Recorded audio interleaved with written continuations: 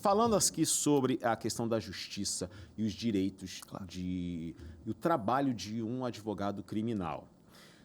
Sempre roda na cabeça das pessoas, advogado criminal, é o que defende o bandido? É isso?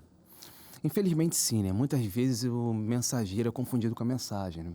Então, muitas vezes, o advogado fazendo um trabalho ali como defensor do direito da pessoa, eu gosto de sempre usar um paradoxo assim, com a medicina. Ou de fazer até de alguma uma comparação, melhor dizendo, com a medicina. Para explicar que o médico, quando chega alguém lá baleado, ele não pergunta qual o caráter dessa pessoa. É bom A filho? bala foi de quem? Foi do policial ou foi perdida? Bom pai? Ou ele quer fazer o melhor para a saúde daquele indivíduo? E a gente Sim. pensa assim também como advogado. É claro que, eventualmente, o advogado pode ter um lado político, ou ter uma informação que ele prefere atuar no ambiente, mas muitas vezes está fazendo a defesa daquela pessoa. Sim. E a sociedade ainda peca no sentido de entender que aquele advogado está fazendo a função dele como médico faz, como alguém que vende uma comida para esse cara, também não está sendo de alguma forma conivente, está só vendendo um alimento. Então, muitas vezes, o advogado ele é confundido e acaba sendo até, de alguma forma, curioso e engraçado pra gente. Assim, o advogado costuma, né? Eu falo que se eu confundir de alguma forma é como o médico vê sangue. Cada dia mais vai ficando normal. A gente vai entendendo, ó, cara, isso aqui é um comportamento emocional da pessoa. É que fica no senso comum, é assim, se está defendendo é porque concorda, é porque acha que o que ele fez está certo. Isso. E não tem nada a ver, porque você pode defender alguém que cometeu um crime que você é completamente contra aquele crime, não concorda, acha que tem que ser punido, mas vale do direito daquela pessoa de ser defendida no tribunal. Claro. É mais ou menos assim? Perfeitamente. Para dar um exemplo. Por exemplo, alguém cometeu um crime de 157, um roubo. Ele chega na delegacia e, pela foto, uma vítima identificou com um cara parecido com ele. Ele responde ali na delegacia, que a gente fala que é ser investigado no inquérito policial, chega um processo 2 roubos, ou seja, 2 casos do artigo 157, que a gente fala popularmente. Chegando lá, ele está respondendo por 2 crimes, ele cometeu um só. Só que existia ali um mapa, algumas imagens de pessoas parecidas com ele, mas de fato não era.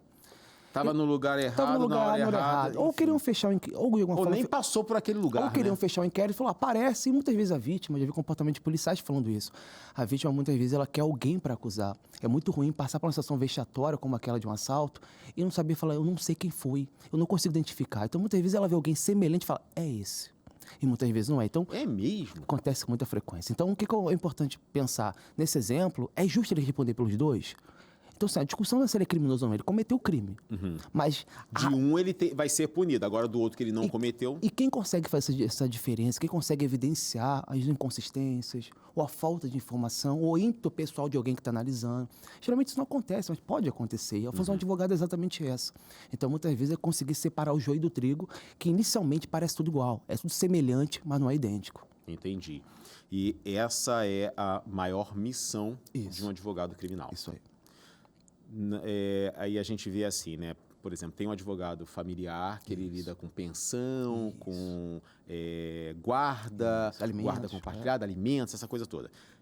E assim, a gente está muito acostumado. Agora a questão do criminal é um homicídio, roubo, qual mais? Que é o mais comum? Latrocínio. Hoje em dia, tráfico, Lei Maria da Penha. Então, assim, os assuntos não são tranquilos. Não. A meu ver, não existe nenhum assunto tranquilo quando você tem que ir diante de um juiz para resolver. Até a lei a defesa do consumidor. Eu comprei aqui uma geladeira e a geladeira ficou ruim e a loja não quer fazer a troca ou não quer consertar. Pode parecer assim, isso aí é bobeira. Bobeira para quem não depende daquela geladeira, que tem um idoso ou uma criança que precisa de alimento fresco, conservado. Aí então, como a gente não está ali vivendo, é só uma geladeira. Não, cada um, ninguém procura justiça para não ter, porque não está tendo problema. Agora, o criminal, ele mexe no estômago um pouco mais fundo, né? Porque é a vida de alguém, é uma menina que foi abusada, enfim, tem um monte de coisa. Mas esse criminoso, e aí eu queria que você me dissesse, como é que vocês se referem ao cliente de vocês? Porque, assim, criminoso é aquele que não está assistindo. Isso. Como é que vocês se referem a ele? Então, geralmente... Ou ela, né? Geralmente, assim, o contato, você, o advogado e o cliente, é pelo nome.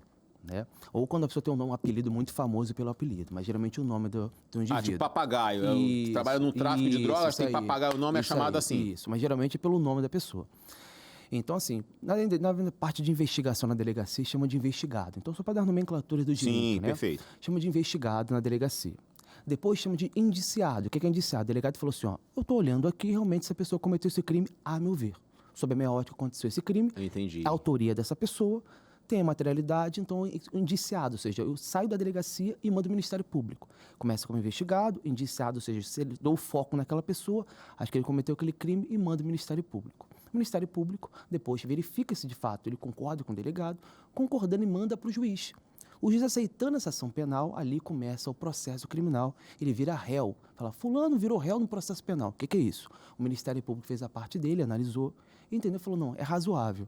Então, naquele momento, o Ministério Público manda uma ação, que a gente fala de oferecer denúncia, o termo técnico, o juiz fala assim, realmente, tem justa causa, ou seja, tem um mínimo de requisito aqui para ser aceito. Ali a pessoa se torna réu, vai virar réu até a sentença, vai sendo réu até a sentença, e depois entra com apelação, se for necessário recorrer, entra como apelante, mas a nomenclatura funciona assim, indiciado, no caso da delegacia, após o delegado entender que é legítimo, vai direcionado para o Ministério Público, vira réu na sequência, e depois, no máximo, vira um apelante, se for eventualmente apresentar um recurso. Então, enquanto for indicado, indiciado, réu, vamos até o réu, ele ainda não é culpado. Não, não é. Porque não tem nada que... Não foi batido o martelo de que é o que não é. Isso. Presumidamente inocente, é o termo que a gente utiliza no direito. Ok.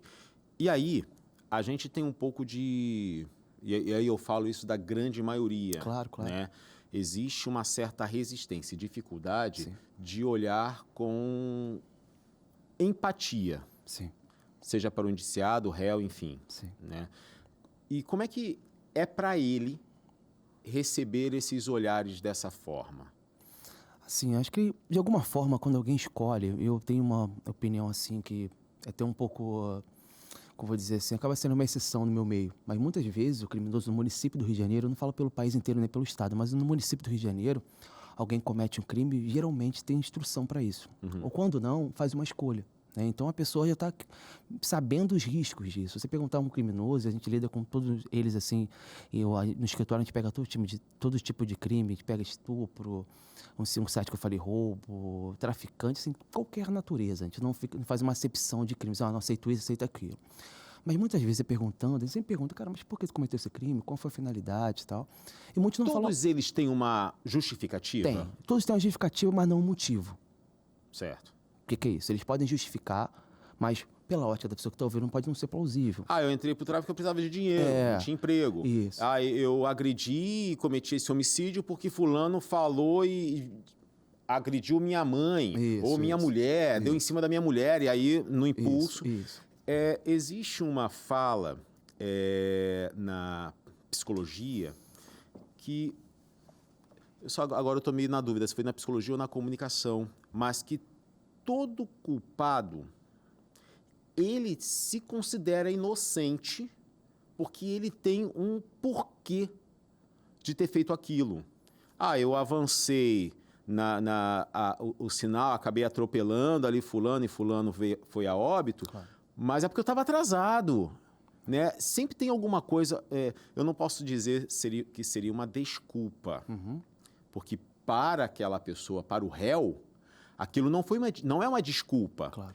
É uma justificativa. É justo o que eu fiz por conta disso. Isso. E aí? Assim, isso acontece muito mais, a meu ver, né, no âmbito da Lei Maria da Penha. Relações entre ex-companheiros e companheiras, ex-mulheres e ex-companheiras e ex-esposas, enfim, no âmbito geral da Lei Maria da Penha. Nesse contexto, geralmente, por ter que ser carregado de emoções, a pessoa cometeu um crime, ela tem uma justificativa que ela entende ser plausível. Mas quando você tira essa visão e coloca, por exemplo, nos crimes que a gente chama tradicionais, mais habituais, em casos de delegacia, de flagrante, geralmente a pessoa cometeu aquele crime, a pessoa tem discernimento que dali não é correto. Certo. Então, o ponto é, quando a pessoa está na Lei Maria da Penha, ela tende a ter um pouco mais de emoção por aquilo. E automaticamente, embora seja reprovável, porque... E embora não exista mais aquele crime passional, né? Como por muitos anos... Isso, legítima defesa da honra, isso não cabe. Não tem mais. Mas o ponto ele entende porque existe um fator emocional que ele tem razão aqui, mas eu fiz tal coisa. Às vezes eu até falo, cara, cuidado com o que você está falando, porque pode soar machista. Ah, mas eu bancar. Calma, cara, não é que fala, não é o momento de falar isso. Então, muitas vezes ele confunde as estações. Mas o cliente, por exemplo, comete crime de assalto, de tráfico, os crimes habituais que a gente cansa de ver. Ele sabe que está no caminho Ele errado. sabe que está no caminho errado. Tá. Então, de alguma forma, ele fala, não, porque a pergunta que ele, a expressão que ele fala, não, perdi. Ou seja, ele já sabe que de alguma forma algo não está tão certo. Então, Ganhar ele não está ganhando. então, muitas vezes, assim, eu tenho muita tranquilidade em falar isso, muitas vezes os clientes, eles sabem que pode acontecer, faz parte do know-how ali do crime. Certo. Então, assim, esse tipo de conduta já não tem essa coisa de, mas eu tava... Ele não discute tanto. Ele, doutor, como eu vou sair, como é que vai ser? Ele já quer saber o próximo passo, ele não discute mais as nuances da prisão. Ele quer saber como é que vai ser, eu vou sair ou não. Então, geralmente, passional, tem essa questão emocional envolvida os crimes tradicionais, ele segue mais assim, tá, beleza, fui preso, doutor, o que eu posso fazer para sair daqui? É quase a pergunta sequência.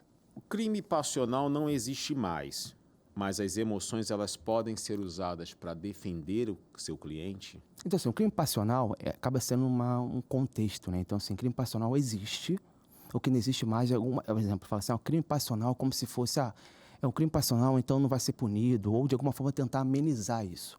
Se o cara cometer um feminicídio, embora seja, ele pode ter argumento passional, ele vai responder por aquilo. Mas o fato de ter uma emoção envolvida não vai amenizar a pena dele? Ou ameniza? Então, não. Nesse caso que eu estou te falando, a legislação entende que quando existe uma provocação iminente, ou seja, uma provocação naquele contexto, pode ser uma diminuição de pena.